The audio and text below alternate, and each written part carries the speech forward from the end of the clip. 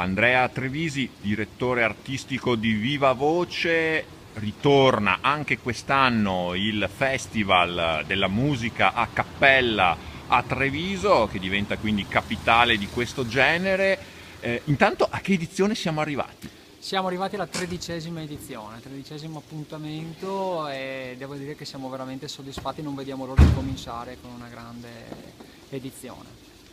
E allora, quale sarà il leitmotiv di questa edizione 2017? Ma diciamo che abbiamo una grandissima novità all'interno del festival, avremo naturalmente gruppi internazionali, ma soprattutto avremo l'Italian a Cappella Summit, ovvero una 2 giorni dedicata ai gruppi vocali italiani con 10 gruppi che arriveranno da tutta Italia per esibirsi, quindi un grande evento e una grande opportunità di ascoltare così tanti gruppi in 2 sole serate. All'interno dell'Italian a Cappella Summit l'opportunità di avere dei masterclass tenuti da Ciro Caravano dei Neri per Caso e Andrea Figallo, quindi aperto naturalmente sia a componenti di gruppi vocali ma anche a coristi e a partecipanti amanti della musica vocale. Quindi sarà un grande weekend che si inserisce all'interno di un programma di 5 date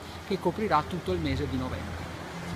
Con appunto gruppi che poi oltre all'Italia arrivano anche da un po' tutto il mondo. Assolutamente, apriremo il 4 novembre a Sant'Artemio con un gruppo svizzero che si chiamano Alive e poi avremo Santa Caterina con i Vocaldente e chiuderemo nuovamente ritornando al Sant'Artemio con i Voicemail. Quindi altri 3 appuntamenti di grandissimo livello e naturalmente aspettiamo tutti quanti al Viva Voce Festival.